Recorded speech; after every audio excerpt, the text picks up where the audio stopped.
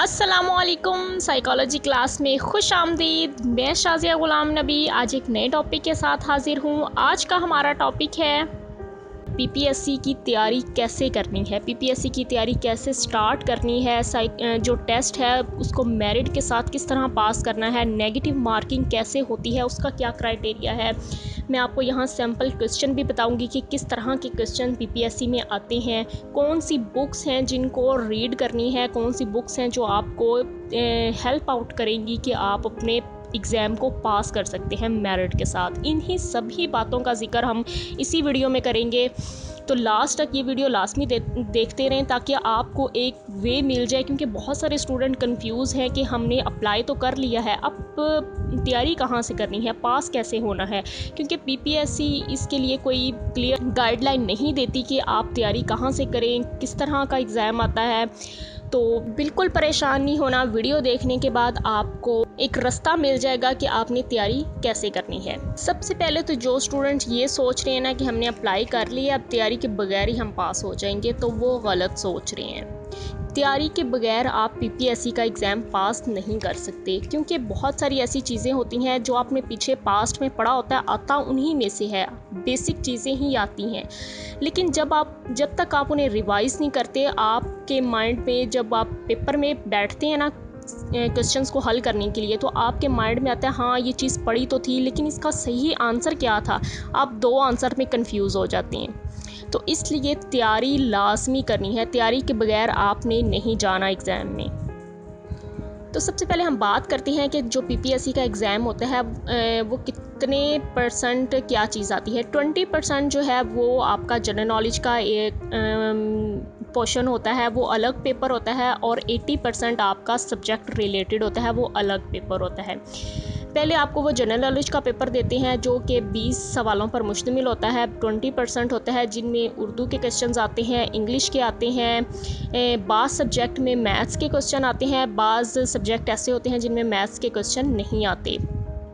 तो ये आप गूगल पर सर्च करेंगे अपने सब्जेक्ट के हिसाब से कि हमारा जो सब्जेक्ट है उसमें क्या क्राइटेरिया है, या पास्ट पेपर देख सकते हैं कि उसमें इंग्लिश या मैथ कौन से क्वेश्चंस आते हैं। साइकोलॉजी का अब जो है उसमें आते हैं, उसमें इंग्लिश के क्वेश्चंस आते हैं, करंट अफेयर्स के क्वेश्चंस आते हैं, जो जनरल नॉलेज वैसे होता है उससे रिलेटेड क्वेश्चन आते हैं, और उर्दू के रिलेटेड भी क्वेश्चन आते हैं।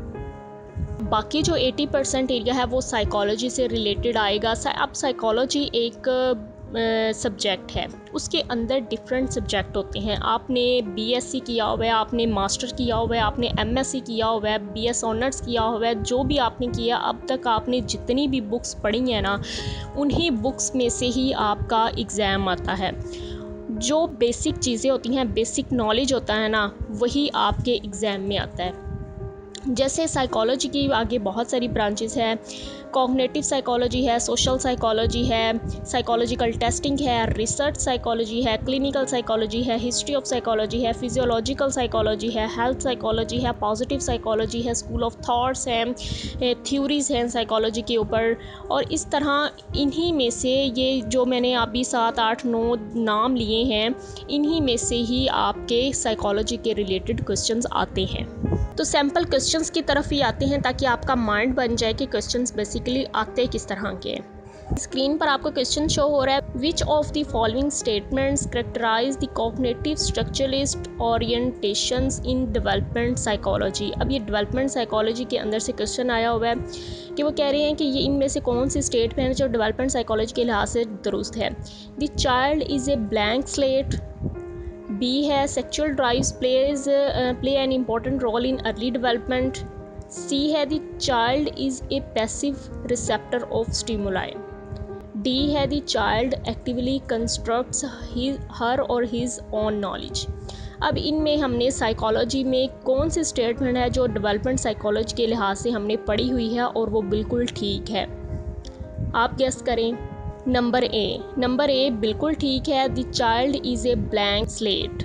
ठीक है, हमने डेवलपमेंट साइकोलॉजी में ये पढ़ा हुआ है कि जो बच्चा पैदा होता है वो बिल्कुल खाली तख्ती की तरह होता है, उसके बाद उस पर जो भी चीज़ें होती हैं वो नक्श होती हैं और उसी तरह वो डेवलप हो जाता है। अब दूसरा क्वेश्चन देखें, the relationship between fatigue and clerical errors in under investigation. ठीक है, अब ये रिसर्च से रिलेटेड क्वेश्चन है। ठीक है, उन्होंने एक सिनेरियो दिया हुआ है कि आप उन्होंने रिसर्च की थी, उन्होंने इन्वेस्टिगेट किया कि एक ग्रुप लिया जो कि 15 क्लर्क्स पर मुश्तमिल था, वॉलंटियर थे, और उनको कुछ वर्ड्स दिए थे स्पेलिंग याद करने के लिए। 500 वर्ड्स के स्पेलिंग थे और उनको याद करने के लिए दिए। अब फर्स्ट लिस्ट जो थी प्रेजेंटेड क्लर्क, उनको दी गई थी 10 AM पर फर्स्ट लिस्ट याद करने के लिए। ठीक है, और उन्हीं सेम ग्रुप्स को दोबारा वो लिस्ट दी गई याद करने के लिए 6 PM। अब after the clerks have been working all day, तमाम दिन काम करने के बाद अब वो पूछ रहे हैं कि जो ये डिज़ाइन है वो कौन सा डिज़ाइन है। पहले एक ग्रुप को लिया गया 10 AM पर उन्हें दी गई, फिर उसी ग्रुप को दोबारा लेकर दी गई। ये कौन सा रिसर्च डिज़ाइन है? मैच ग्रुप डिज़ाइन है, इंडिपेंडेंट सब्जेक्ट डिज़ाइन है, नेस्टेड डिज़ाइन है, विदन सब्जेक्ट डिज़ाइन। अब हम सबको पता है कि विदन सब्जेक्ट डिज़ाइन, जिसमें एक ग्रुप को लिया जाता है, उस पर ही 2 दफ़ा एक्सपेरिमेंट किए जाएँ तो कंट्रोल के साथ और एक एक्सपेरिमेंटल के साथ, तो उसको हम कहते हैं विदन सब्जेक्ट डिज़ाइन। इंडिपेंडेंट में हम 2 अलग अलग ग्रुप लेते हैं। अब ये रिसर्च से रिलेटेड क्वेश्चन है, इसी तरह के क्वेश्चन आते हैं। आगे हम मज़ीद क्वेश्चन देखते हैं, कोई कॉग्निटिव साइकोलॉजिस्ट का देखते हैं, कोई न्यूरोलॉजिकल का देखते हैं। नेक्स्ट क्वेश्चन है, damage to the hippocampus would most likely result. अब हिप्पोकैम्पस जो है वो डैमेज हो जाए तो कौन सी बीमारी क्या होती है, किस चीज़ में हमें प्रॉब्लम आती है। अगर आपको इसकी फंक्शनिंग का पता होगा ना कि हिप्पोकैम्पस किस में काम करता है, तो आपको ये भी पता होगा, फिर आपको ऑटोमेटिकली पता चल जाएगा कि अगर ये डैमेज हो जाए तो क्या चीज़ हमारी रुक जाएगी काम करना। जैसे हिप्पोकैम्पस है वो मेमोरी से रिलेटेड होता है, चीज़ों को याद करना वो हिप्पोकैम्पस करता है। तो ज़ाहिर बात है ये जब ये डैमेज होगा तो मेमोरी इश्यूज़ आएंगे। अब ए है डिफ़िकल्टी अंडरस्टैंडिंग लैंग्वेज, नहीं। डिफ़िकल्टी प्रोड्यूसिंग लैंग्वेज, नहीं। सी है difficulty in coding new information into long term memory, ये आ सकता है सी। डी है डिफ़िकल्टी प्रोसेसिंग सेंसरी इन्फॉर्मेशन, नहीं। सेंसरी भी नहीं है, कोई लैंग्वेज से रिलेटेड नहीं है, हमें पता है कि हिप्पोकैम्पस जो है मेमोरी में है, तो ऑप्शन दुरुस्त क्या हुआ, सी। अब ये जो क्वेश्चन था वो आया हुआ था न्यूरोलॉजिकल, जो फिजियोलॉजी साइकोलॉजी में, उसके रिलेटेड। फाइट और flight responses to a perceived threat is associated with increase activity of. अब बंदा एक डर की सिचुएशन में है, वो भागे या मुकाबला करे, तो कौन सा चीज़ एक्टिव हो जाएगी इंसान की। नंबर ए है the sympathetic nervous system, B है the parasympathetic nervous system, C है सेरिब्रल कॉर्टेक्स और डी है कॉर्पस कॉल्सम। तो हमें पता है जब भी कोई इस तरह की चीज़ आती है तो हमारा जो है वो सिंपैथेटिक नर्वस सिस्टम एक्टिव हो जाता है, हमें कोई भी एक्टिंग रिएक्शन के लिए कि हम वहाँ से भाग जाएं या मुकाबला करें, तो उसके लिए हमारा सिंपैथेटिक नर्वस सिस्टम ऑन होगा। तो इसका दुरुस्त जवाब क्या होगा, ए। अब ये वाला जो क्वेश्चन है अब हिस्ट्री से रिलेटेड है।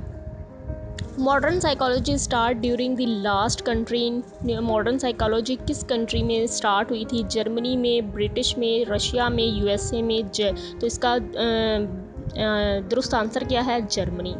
इस तरह ये अब हिस्ट्री में से क्वेश्चन आया हुआ है। अब नेक्स्ट है the commonly use projective personality test is. अब पर्सनैलिटी टेस्ट भी है, प्रोजेक्टिव पर्सनैलिटी टेस्ट है। एक नॉन प्रोजेक्टिव पर्सनैलिटी टेस्ट होते हैं और एक प्रोजेक्टिव पर्सनैलिटी टेस्ट होते हैं। आपको पता होना चाहिए कि नॉन प्रोजेक्टिव कौन से हैं, प्रोजेक्टिव कौन से हैं। नंबर ए है MMPI है, B है BDI है, C है ROSHH है, D है GPI है। अब देखें MMPI भी पर्सनैलिटी टेस्ट है, लेकिन ये प्रोजेक्टिव नहीं है क्योंकि ये MCQs टाइप होता है, टिक मार्क करना होता है। प्रोजेक्टिव टेस्ट तो वो होते हैं ना, कोई चीज़ ड्रॉ करनी है या कोई ड्रॉ की हुई चीज़ को देखना है। तो अब इसमें पर्सनैलिटी टेस्ट कौन सा है, नंबर C, जो कि प्रोजेक्टिव पर्सनैलिटी टेस्ट है। तो इस तरह ये टेस्टिंग में से ये क्वेश्चंस आते हैं। हम देख लेते हैं, ये देखें, Adler's individual psychology is associated with all the following concept except. यानी एडलर जो थ्योरी है, जो उसने इंडिविजुअल थ्योरी दी थी, उसके सारे कंसेप्ट ठीक हैं इनमें से, लेकिन एक जो है वो इसका कंसेप्ट नहीं है। नंबर ए है सुपीरियरिटी स्ट्राइविंग्स। लेकिन हाँ, ये एडलर का ही कंसेप्ट है क्योंकि इसने सुपीरियरिटी इन्फीरियरिटी पर बात की थी। बी है इन्फीरियरिटी, ये भी इसी का ही कंसेप्ट है। सी है इंट्रोवर्जन एक्सट्रोवर्जन। एडलर का इंट्रोवर्जन एक्सट्रोवर्जन ये वाला कंसेप्ट नहीं है क्योंकि ये कार्ल जूंग का कंसेप्ट है। डी है फिक्शनल फेनलिज्म। अब हमें अगर फिक्शनल फेनलिज्म, मुझे वैसे इसके बारे में नहीं पता, लेकिन हम इससे ये अंदाज़ा लगा सकते हैं, हमें ये इतना नॉलेज है कि इंट्रोवर्जन एक्सट्रोवर्जन एडलर का कंसेप्ट नहीं है। तो उन्होंने कहा कि इनमें से एक नहीं है, तो यही एक हो सकता है, सी। यानी इसका दुरुस्त आंसर क्या है? सी। तो इस तरह डिफरेंट सब्जेक्ट में से डिफरेंट क्वेश्चनिंग हो सकती है। इसी तरह के क्वेश्चन आते हैं टेस्टिंग में से, कॉग्निटिव में से, न्यूरो में से, हिस्ट्री में से।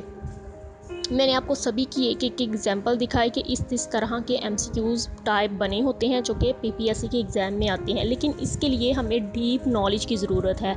अब एक MCQs को टिक करने के लिए हमें उसके दूसरे मुतालिक भी क्वेश्चन जो है दूसरा नॉलेज भी होना चाहिए। जैसे कि अभी हमने ये रिसेंट जो MCQs पढ़ा था एडलर का, अब उसमें दूसरा कंसेप्ट भी दिया हुआ था कार्ल जूंग का। अब हमें कार्ल जूंग का कंसेप्ट पता होगा तभी हम टिक कर पाएंगे करेक्ट ऑप्शन को, वरना हम कंफ्यूज हो जाएंगे। तो इस तरह आपने डीप नॉलेज लेना है। बुक्स में से वो मिल सकता है, वो किसी इस तरह की ये नहीं हो सकता कि हमें कोई मैं अभी आपको बताऊंगी एक MCQs की जो बुक है साइकोलॉजी की, वो बहुत ही अच्छी बुक है। अगर आप उसमें से तैयारी करेंगे तो आपकी बहुत अच्छे से तैयारी हो सकती है, लेकिन सिर्फ वो बुक काफ़ी नहीं है।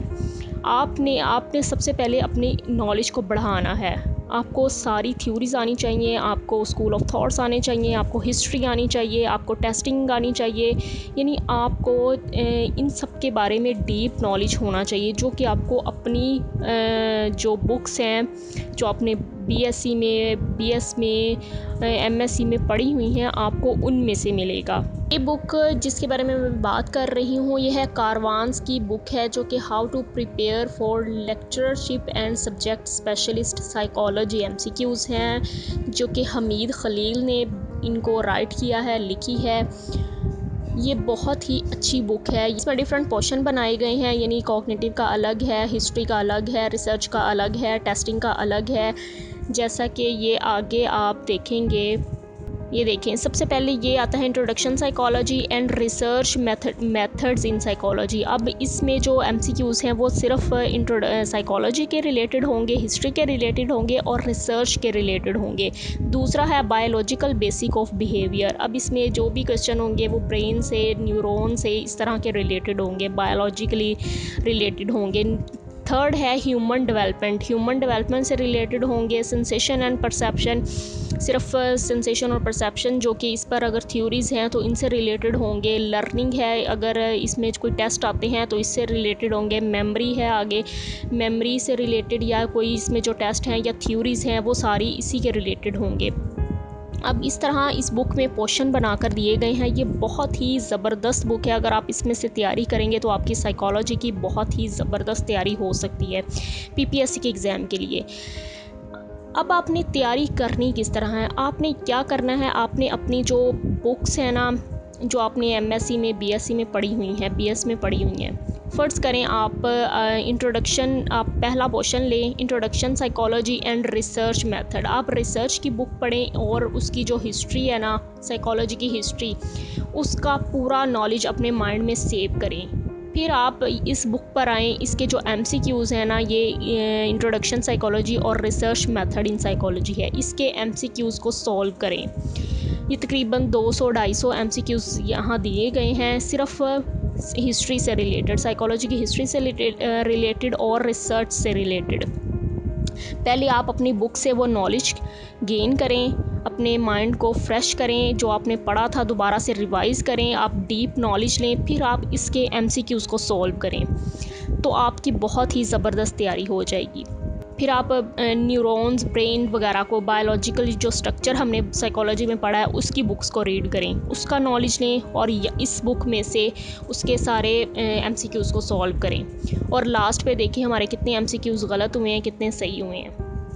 फिर आप डेवलपमेंट को ले लें, डेवलपमेंटल साइकोलॉजी को ले लें, उसका पूरा नॉलेज लें, फिर इसमें से आकर तैयारी करें। इसी तरह आप हर साइकोलॉजी के पार्ट, हर एरिया को देख सकते हैं। हर एरिया आपके माइंड में आ जाएगा, आपको उसके बारे में पूरा नॉलेज हासिल हो जाएगा। जो भी आपने अपनी बुक्स पढ़ी हैं वो रिवाइज हो जाएंगी, आपको डीप नॉलेज भी मिल जाएगा और इस बुक से आपकी प्रैक्टिस भी हो जाएगी। तो आपकी बहुत ही ज़बरदस्त तैयारी हो सकती है। और इस बुक की ख़ास बात यह है कि इसमें जो सबसे लास्ट पे है ना, प्रैक्टिकल टेस्ट दिए गए हैं। प्रैक्टिस के लिए टेस्ट दिए गए, 4 टेस्ट दिए गए हैं।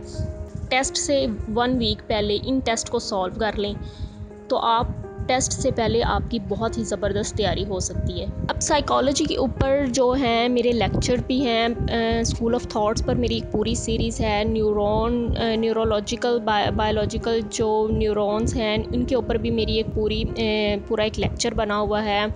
जो क्लिनिकल से रिलेटेड हैं, डिसऑर्डर्स हैं, उन पर भी मेरे लेक्चर्स अपलोडेड हैं। तो आप वो भी इन्हीं बेसिक बुक से मैंने बनाए गए हैं। वो भी अगर आप बुक नहीं पढ़ना चाहते तो आप 5-10 मिनट का वो लेक्चर सुने और आपका जो नॉलेज है वो रिवाइज हो जाएगा। उसके बाद आप इस MCQs वाली बुक से अपनी प्रैक्टिस कर लें। लास्ट पे आपको जब ये वीडियो एंड होगी तो आपकी स्क्रीन पर वो मेरी जो सीरीज़ है वो आ रही होगी। आप उसको क्लिक करेंगे तो आपको वहाँ से भी मिल जाएगी, अदरवाइज़ डिस्क्रिप्शन बॉक्स में भी उसका लिंक है।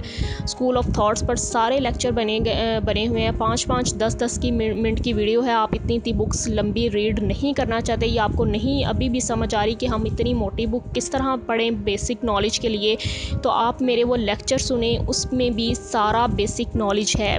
स्कूल ऑफ थॉट्स हैं, पर्सनैलिटी थ्योरीज़ हैं, साइकोलॉजी क्या है उसकी हिस्ट्री के ऊपर लेक्चर है, न्यूरॉन्स के ऊपर लेक्चर है, ब्रेन्स के पार्ट के ऊपर लेक्चर है, डिसऑर्डर्स के ऊपर लेक्चर्स हैं। वो सारे लेक्चर्स वहाँ अपलोडेड हैं। वहाँ से 5-5, 10-10 मिनट के वो लेक्चर हैं, आप लें और आपका पूरा नॉलेज जो है वो रिवाइज हो जाएगा। वो भी उन्हीं बुक से, बेसिक बुक से ही बनाए गए हैं। और लास्ट पे नेगेटिव मार्किंग की बात रह गई। नेगेटिव मार्किंग किस तरह होती है? नेगेटिव मार्किंग B होती है। आपको जो 100% श्योर क्वेश्चन है आप सबसे पहले उनको टिक करें, जो आपको 100% श्योर नहीं है उनको फ़िलहाल छोड़ दें। लास्ट पे उनको देखें, अगर आपको आते हैं तो करें, वरना आप सॉल्व मत करें, तुक्का मत लगाएं। आप तुक्का भी तब लगाएं अगर आपके तुक्के चलते हैं। अपने बारे में इंसान को पता होता है कि मेरे तुक्के काम कर जाते हैं, या कुछ स्टूडेंट कहते हैं कि हम जो तुक्का लगाते हैं वो बिल्कुल भी काम नहीं करते। तो जिनके काम नहीं करते वो बिल्कुल भी इस तरह की हरकत ना करें, क्योंकि नेगेटिव मार्किंग होती है। आप एक क्वेश्चन गलत करते हैं तो आपके 0.05 यानी 1 नंबर का जो चौथा हिस्सा है वो कट जाता है। तो इस तरह अगर आप 4 MCQs गलत कर देंगे, तुक्के बेस पर लगा देंगे और आपका 1 नंबर कट जाएगा। तो इस तरह जो आपको 100% श्योर हैं सबसे पहले उनको सॉल्व करें और जो नहीं आते उनको छोड़ते जाएं लास्ट पे, फिर उनको देखें। अगर आपको आते हैं तो करें, वरना उनको छोड़ दें, क्योंकि नेगेटिव मार्किंग भी होगी जो आपको नुकसान देगी।